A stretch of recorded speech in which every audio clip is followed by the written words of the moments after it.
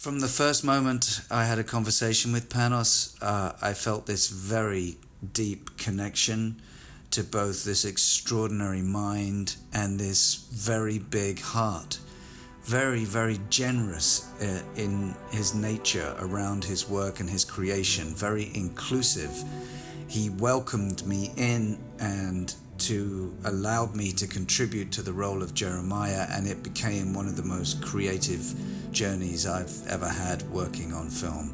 To be frank, to be honest, when I first read the script, unlike a lot of people who immediately got it, I didn't get it. I had no frame of reference for this movie. I was reading this story with these sort of fantastical characters and people with no faces, in leather, riding motorbikes, and there were horns of Abrascus summoning half human, half demons, and people's heads being crushed and chainsaws flying around. I had no idea what this movie was, and it wasn't until later when I started to connect with Panos's previous work Beyond the Black Rainbow, and then I started going into more depth reading the script, that I started to see that he'd created some kind of extraordinary mythological adventure story, revenge story, that I kind of got the spirit of it. I think I'd say that Mandy is a phantasmagorical, mythological, allegorical revenge story that's filled with heart. And it might feel at times like you're entering a nightmare, but in the end it's a profoundly real and beautiful dream.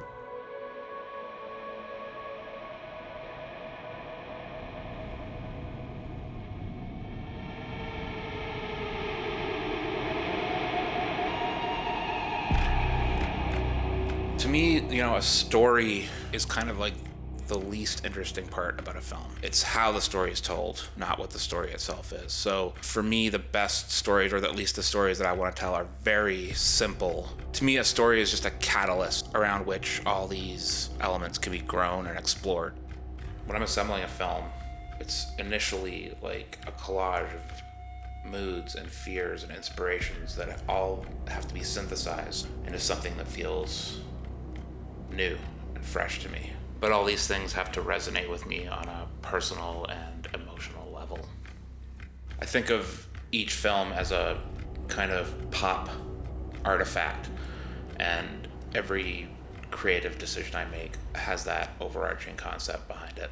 It starts out as a straight-ahead revenge movie, but in the process of creating it, other genres make their presence known, and I give them voice. Started to want to exercise the sort of feeling of a fantasy world, and so I just let that go. I wanted to see horror elements come in because they felt natural to what I was writing, so I just let those happen. It was inspired by specifically all the stuff that I loved when I was a kid, like Fangoria, heavy metal magazine, heavy metal music, cover art for horror films that I wasn't allowed to watch as a kid. So, you'd look at these outlandish paintings on the cover and read the strange synopses on the back, and just your imagination would explode with possibility, and this film is an attempt to sort of recreate that. We got involved with the project when we saw Panos' first film, Beyond the Black Rainbow, in Los Angeles a number of years ago, and we tracked Panos down and made him meet with us at Cantor's Deli on Fairfax, and we told him that we thought he was one of the most vital filmmakers working, and that we wanted to be a part of whatever he wanted to do next, sight unseen. What made the script so extraordinary when we first read it was that it felt like a movie, at least initially, in two parts. One, a movie that was about the relationship between Red and Mandy, and that was as important as the sort of psychedelic, phantasmagoric revenge section of the film. That part of the film felt so earned emotionally after having spent time developing that relationship between Mandy and Red. The visual flourishes, the world that he was setting it in, the characters that he crafted in Jeremiah Sand and his followers were also extraordinary. and frightening and visceral. The world building was so exciting and palpable. But again, I think what really made an impression on us reading that initial draft was the relationship between Mandy and Red, and how that resonated throughout the course of the film. To me, like, one of the most exciting things about making a movie is when the actors come on board. I was fortunate enough to work with Nick on a film as an actor, on a film called The Trust, and I've long been a huge fan of his work. But there's something of an icon in Nicolas Cage. I distinctly remember having semi-out-of-body experiences working opposite him, where I was suddenly aware of the fact that, the thing he just said or some physicality that he'd done was only something that he was capable of doing. That, these sort of moments of, holy fuck, I'm working opposite Nicolas Cage.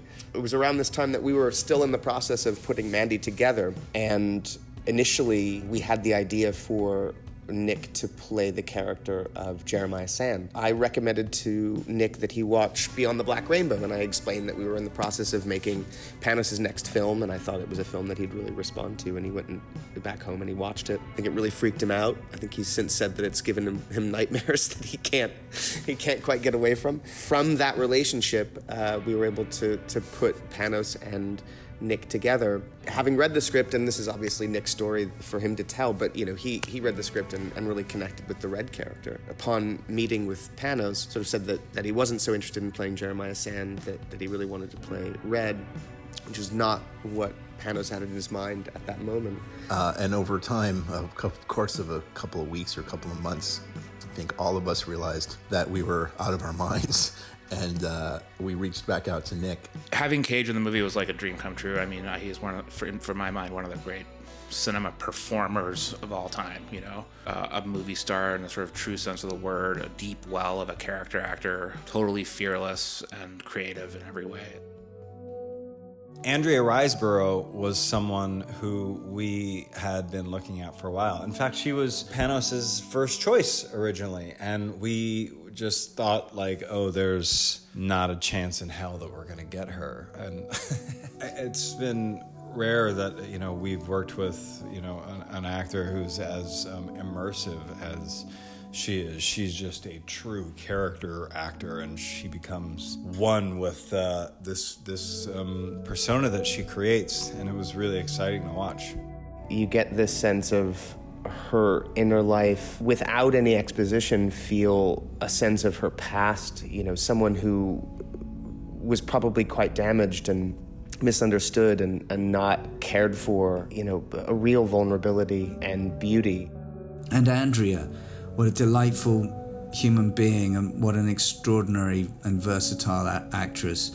We only had the one very big, long scene together, but so beautiful to watch her work, and so extraordinary to see the end result in the movie and see the subtlety, the depth, and the sort of majesty of her performance, really. She really was, like an epitome, if you like, of almost a goddess, a feminine quality of something almost otherworldly and yet so profoundly touching and beautiful and human. The challenge of bringing a character like Jeremiah Sand to life in a way that doesn't feel cliched or doesn't bleed into the realm of being over the top or feeling familiar in any kind of way is extraordinary. And the way that Linus Roache brought Jeremiah to life is so intense and visceral and powerful, but also vulnerable. It's really such an extraordinary thing to watch him on screen, and the character was so beautifully written. Linus really takes it to another place with such ownership. Red and Mandy moved in here in 1981. At that time... Are you giving a tour? Yeah, I told them not to turn this into a bedroom, but they did. And 3, 2, 1, action! Go! Belgium was a choice. Our production partners, XYZ, had done a film, I Kill Giants, with U Media, and we had been trying to make Mandy for a little while, and Nick had recently, come aboard they thought, well, it's potentially a good model for us to make Mandy. It didn't necessarily work immediately in my mind because we were supposed to be shooting in the Pacific Northwest. But, after we saw some images, some scouting shots, and we did our initial scout, we felt like we can really make this work here. The crews were incredible. We had a great time working with U Media, our production partners out there. Great deal needs to be said about the team involved. The incredible production design team really must be saluted in bringing that world to life. Red and Mandy's home was built from scratch.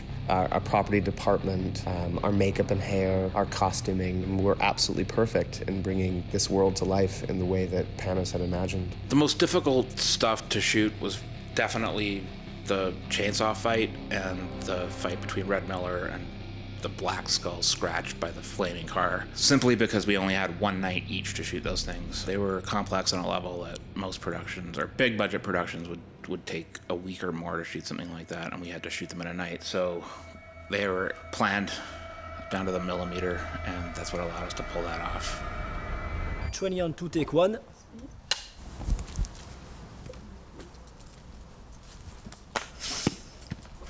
Two sausages coming up. I don't know We don't know where our plates are. I don't know where to put it. We don't know where we keep our plates.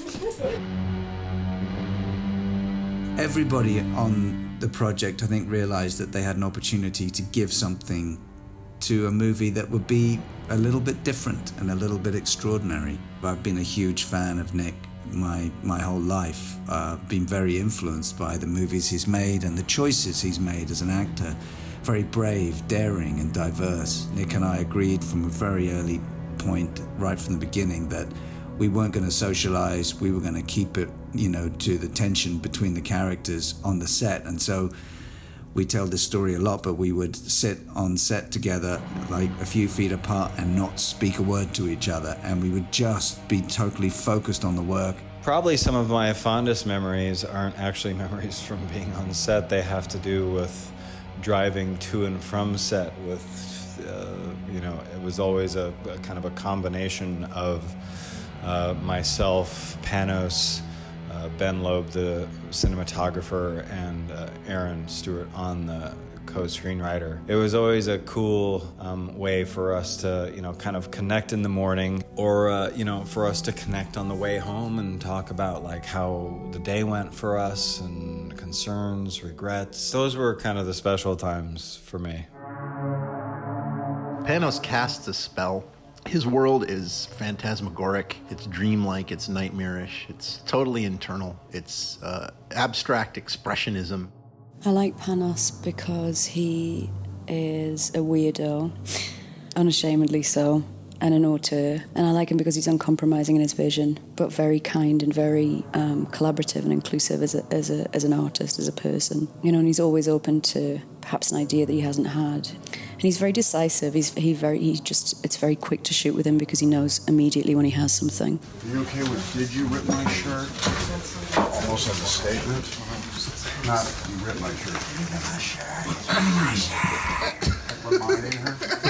Are you okay with that? He'd done this extraordinary, if you like, dissertation on the male ego and what it's like when it runs riot and when it takes a supreme power position and the sheer destructive nature of that force. And I realized quite soon, as I got deeper into the story, that Panos had built what was on one level a very entertaining film and slightly extraordinary and bizarre, but it was also very honest and truthful and real to a lot of the dynamics that exist in human nature, and particularly in the male ego and this drive for power, this lust, if you like, to be the one and only. And I thought he'd created this almost archetypal journey. One of the things that I think is incredible about this film is Panos' ability to hold a consistent tone throughout. Panos embraces everything that he likes in all different types of film, be it, horror, action, sci-fi, romance,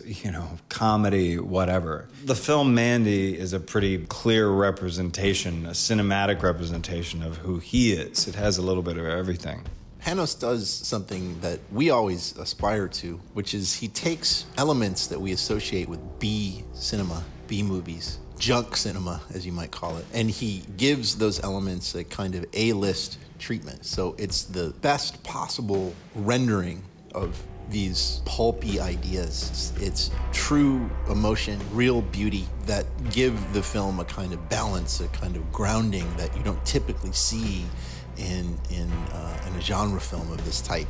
I mean, to hold a mood for the audience, you have to be aware of the kind of mood that you want to watch. If you're aware of the feeling that you're trying to create, that's really all you have to take into it with you and be aware of how that intersects with the technical aspect. We have several chances to get it right and fuck it up. So the first chance to get it right is writing it. So you inject that with the mood you're trying to create to remind yourself of what it is you're doing. Then your next chance to fuck it up is in pre-production, where you're having to make an insane amount of decisions about what stays, what goes, how you're going to sort of express things within the limitations of what you have to work with.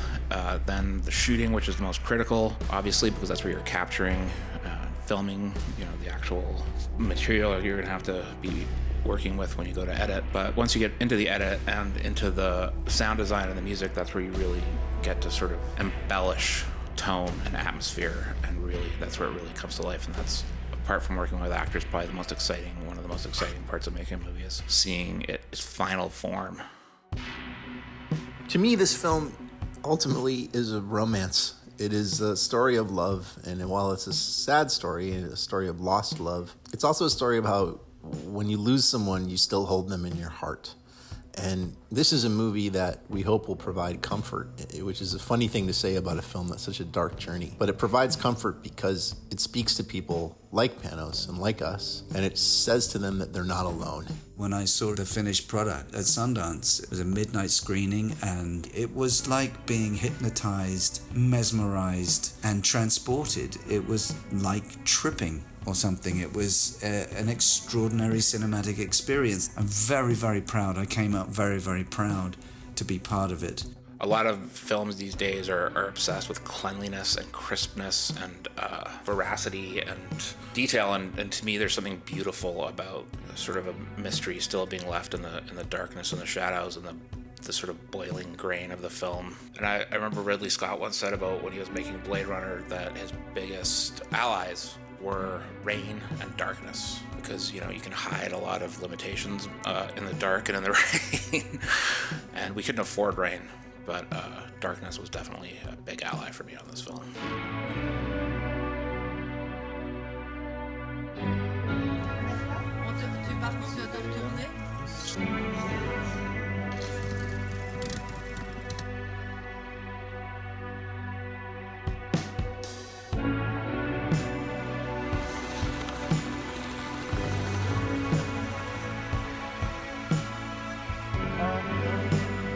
Pour les plongeurs, si vous m'entendez, il faut vraiment aller quasiment au milieu du lac.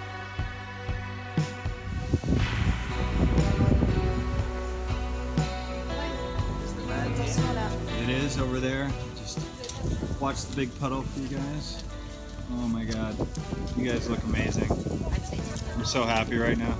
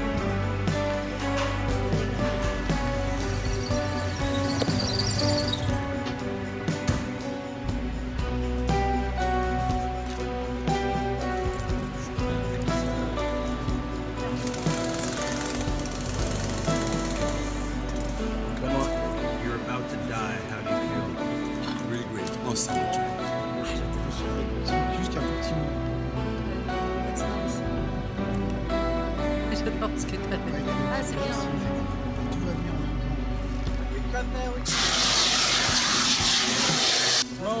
Allez, More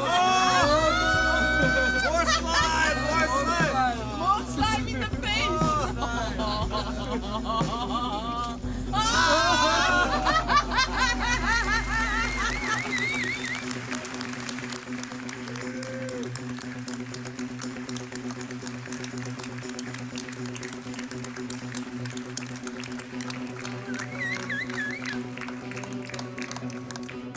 Hey guys, how's it going? It's been a long journey to get here. I started writing this movie in 2006.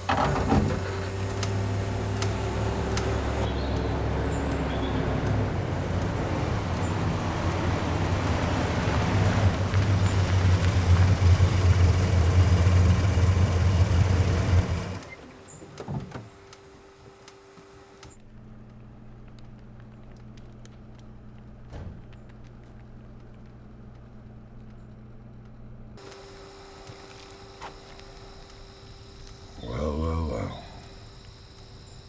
If it isn't Red Miller. Listing in short. I'm just filling up, that's all.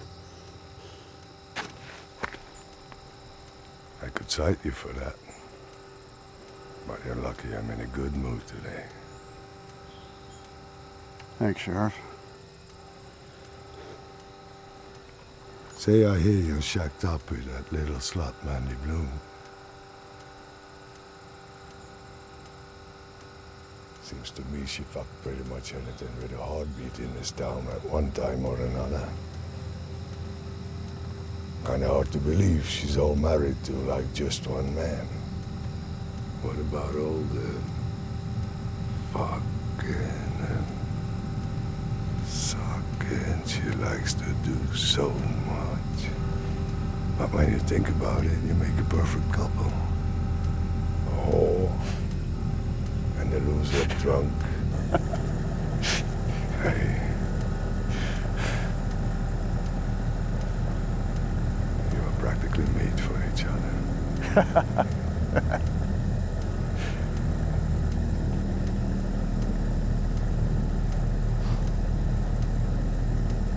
You may be keeping your shit together for now. But a loser drunk like you is gonna fuck up sooner or later. It's only a matter of time, isn't it, Red?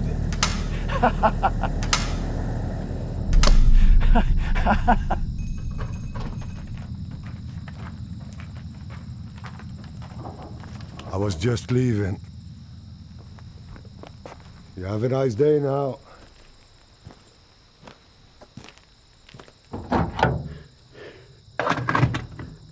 Hey, what's going on?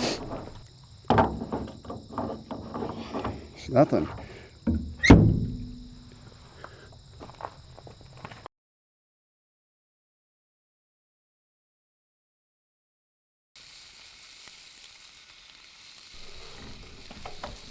Why did the hobo sleep under the tanker truck?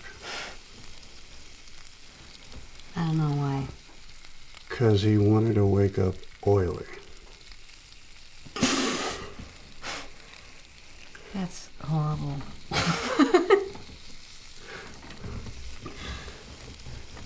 What do you get if you throw a piano down a mine?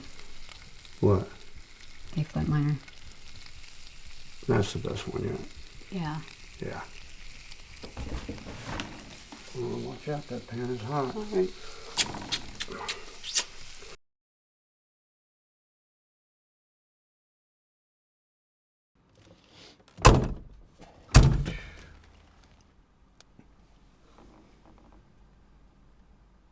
Are you okay, Jeremiah? Of course I'm okay. I never felt better in my life. My energy field is swelling with raw power.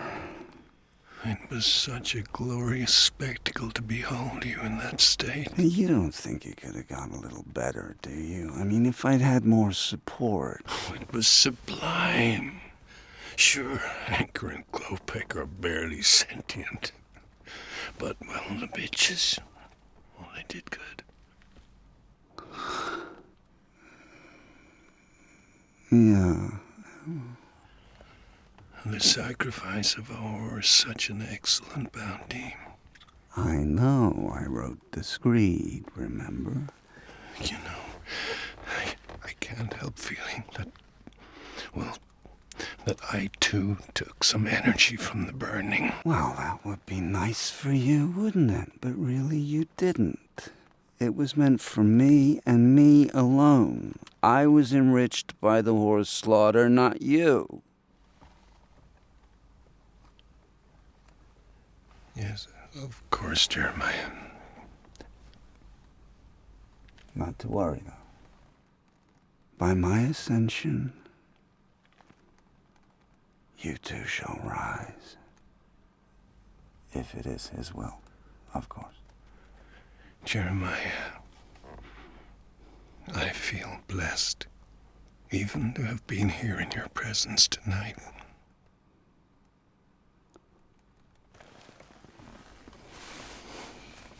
Nobody gets me like you do, baby.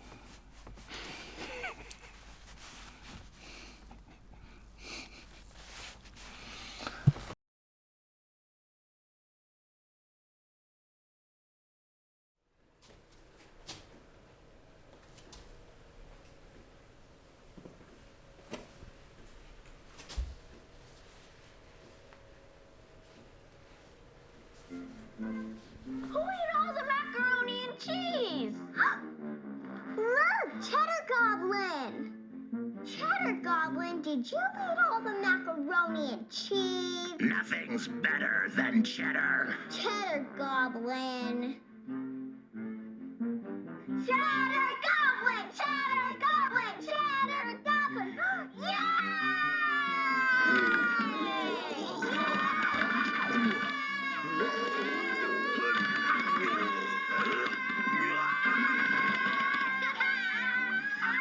Cheddar Goblin by Devane has 60% more cheese than the next leading brand. Kids and goblins agree, Cheddar Goblin tastes the best. That's why Cheddar Goblin was rated #1 3 years in a row. Cheddar Goblin by Devane. It's goblin good.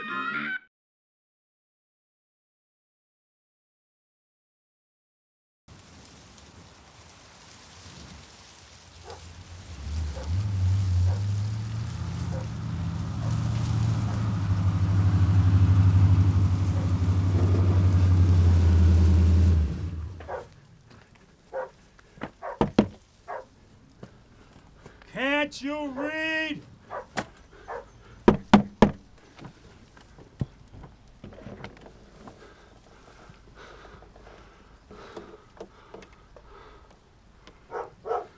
Oh, it's you. It's been a while. I come for the Reaper. Oh, well, come on in.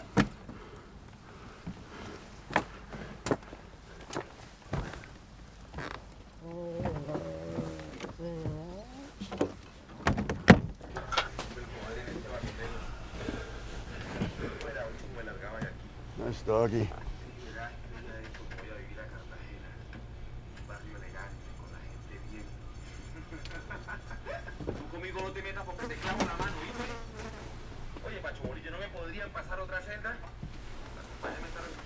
Diabetic.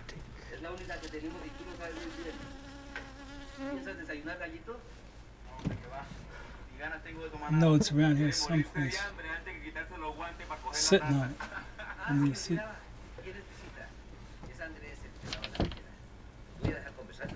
Lift it up. Perfect condition, just like you left it.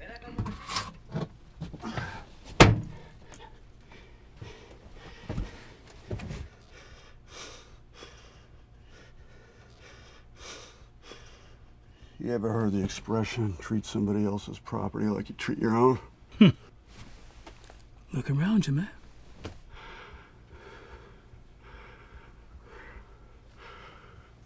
I'll get out of your hair. So what you gonna do with that thing? I'm going hunting. If you're gonna go hunting, I got some other shit you might need. I was hoping you'd say that. The one to the right.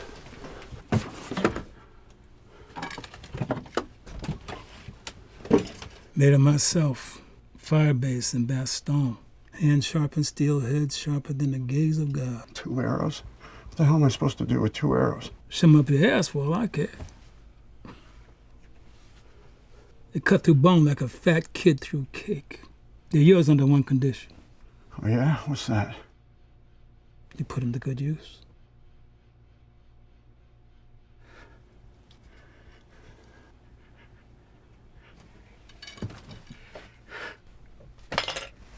So what you hunting?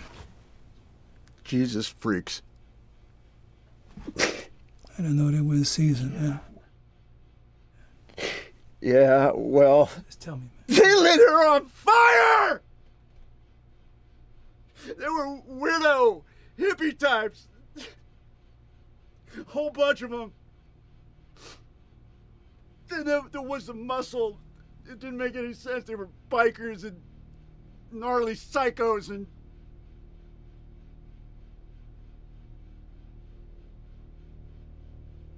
It's crazy evil. Black skulls. Black skulls. Look at man. For a while now, word's been coming down from the big rig, something dark and fearsome out there. No one knows where they come from. First it was stories from the interstate. Just rumors that a crew was boosting trailers off of big rigs with a ferocity never seen before. Leaving truckers for dead, prostitutes vanishing, and gutted bodies on doorsteps, and always the same. Biker gang, black bikes, only seen at night. Weird shit. There's stories that there was a chapter that ran courier for a manufacturer of LSD. He took a disliking to them and cooked them up a special batch. And they have never been right in their head since. Traveling from place to place without a trail. Nomads. Some say they're searching for that guy. Shit's getting spooky.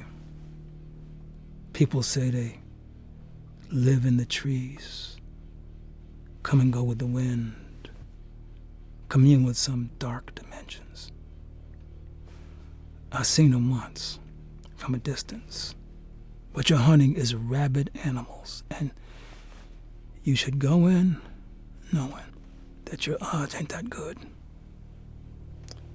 And you will probably die. Don't be negative.